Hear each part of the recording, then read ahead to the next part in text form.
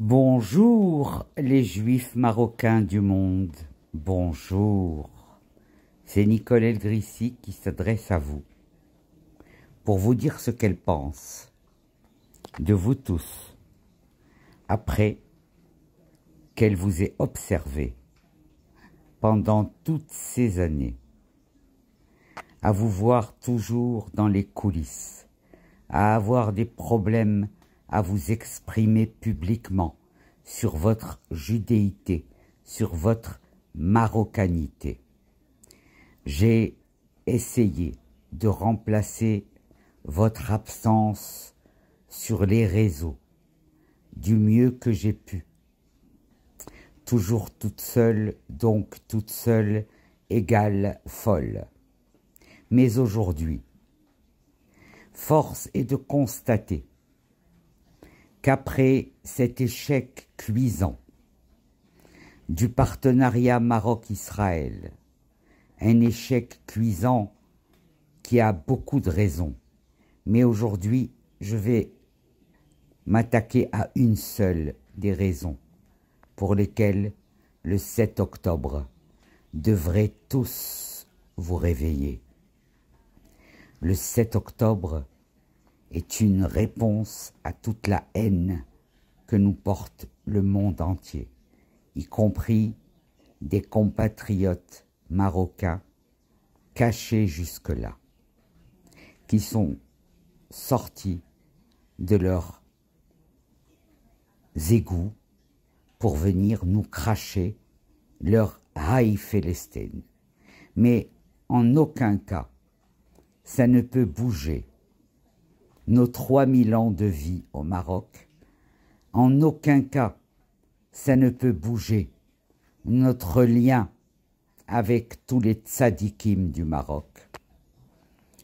Et bien au contraire, ça devrait vous amener tous à réfléchir.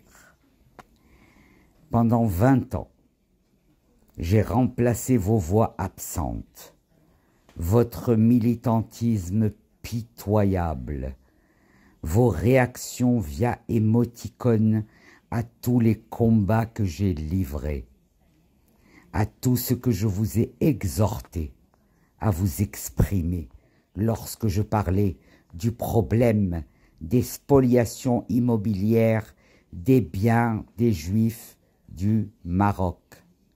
Lorsque je me suis attaqué à ce chapitre qui, en fait, me concernait directement, puisque la vie a fait que beaucoup de spoliés juifs trouvent dans mes mots et dans ma maison le réconfort dont ils avaient besoin face à autant d'injustices organisées par des rabbins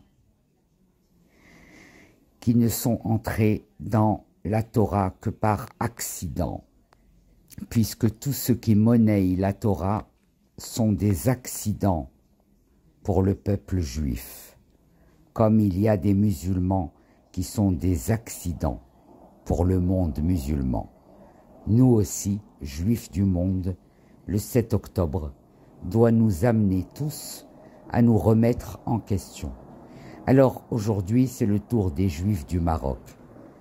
J'ai pleuré votre départ, j'ai pleuré tout ce que vous avez laissé derrière vous et que j'ai vu partir sous forme de spoliation hyper bien organisée et beaucoup de pontes marocains se sont octroyés beaucoup de vos propriétés. Mais vous étiez dans une époque où vous étiez encore, certains de vous, traumatisés par des souvenirs qui venaient de ce Maroc que vous avez quitté dans des conditions très difficiles. Il est temps pour moi de vous faire prendre conscience que vous êtes partis sous la pression des sionistes qui avaient la charge de venir nous informer, nous protéger, nous proposer de venir vivre en Israël loin des agressions des pays arabes.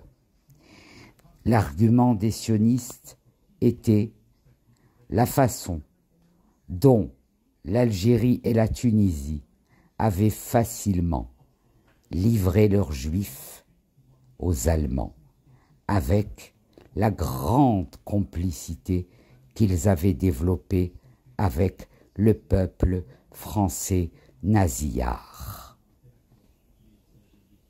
Il en a résulté que vous êtes partis, abandonnant vos biens, souvent les offrant aux musulmans avec lesquels vous étiez liés avant de partir. J'ai moi-même accompagné le Gaon à Bergel dans la maison que ses parents ont offert à des musulmans. Et j'ai milité toute seule sans que personne de vous ne vienne se mouiller. J'ai été convoqué à la BNPJ lorsque je me suis intégré dans le dossier Chétrit, que je pensais être un homme de très bonne foi. On peut se tromper, on peut se tromper. Il faut dire que les escrocs sont extrêmement comédiens. Mais disons que dans cette histoire, je n'ai pas vu un seul de vous au tribunal pénal. C'est dramatique. Un seul de toute la communauté juive n'est venu me demander ce qui se passait, pourquoi j'avais été attaqué par le ministère public sur une fausse accusation. J'ai été, Baruch Hashem, extrêmement bien défendu par des avocates que Chétrit n'a jamais voulu payer à ce jour, hélas. Mais elles m'ont défendu parce que, Baruch Hashem, j'estime que j'ai été une enfant mardia de mes parents et de mon pays. Je ne vous ai pas vu.